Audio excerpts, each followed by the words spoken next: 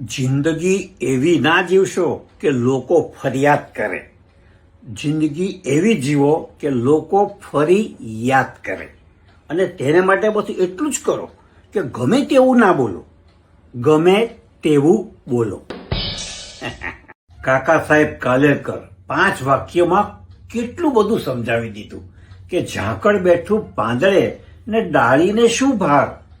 બસ એટલું જ હળવું જીવવું, શું રાગ દ્વેષ ને શું ખાર. 1 કપ ચા ચાલશે પણ 1 કપ ટી નહીં ચાલે. કરેક્ટ? તમે પોતાને ગમો છો એ જ તો જિંદગીનો જશ્ન છે. બીજાને તમે નથી ગમતા એ તો એનો પ્રશ્ન છે. ખરી વાત ને?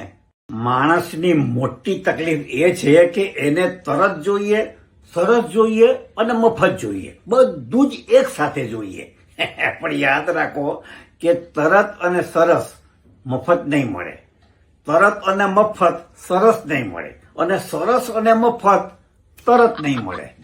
ખરી વાત ને? અતિશય ભીના ન થવું કે લોકો નીચવી દે, અતિશય કોરાય ના થવું કે લોકો ઘડી વાળીને મૂકી દે. થોડા આડા લીલા રહેવું. જેથી શું થાય કે લોકોને સમજ નહીં પડે કે આને તડકે રખાય કે છાય. હું હંમેશા કહું છું કે બચત જરૂર કરો. ખબર છે કેમ? કારણ કે જન્મ અને મૃત્યુ બંને મોંઘા થઈ ગયા છે. સિઝેરિયન વગર કોઈ આવતું નથી અને વેન્ટિલેટર વગર કોઈ જાતું નથી. આ કળિયુગ છે. ધનસુખલાલ વધતા જાય છે અને મનસુખલાલ ઘટતા જાય છે. શાંતિલાલ દેખાતા જ નથી અને માગીલાલ જ દેખાય છે. અને દેવીલાલ તો મળતા જ નથી. અને રાયચંદ રસ્તે રઝળતા મળી જાય છે. અને જ્ઞાનચંદ તો ગલ્લે ગલ્લે જોવાના મળે છે તમને. જિંદગી 4 दिन की होती है, પણ એની ખબર માણસને ચોથે દિવસે જ પડે છે.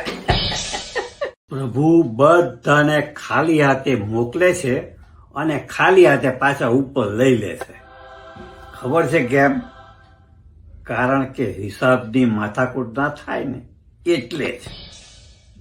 રાવણની એક વાત સારી હતી કે એ એના 10 ચહેરા બતાવતો હતો, જ્યારે આજનો માણસનો ચહેરો એક જ હોય છે પણ બાકીના 9 છુપાયેલા હોય છે. દુનિયામાં સૌથી મોટી ખાઈ કઈ ખબર છે? અદેખાઈ. અને દુનિયામાં સૌથી મોટો ખાડો કયો ખબર છે? હે?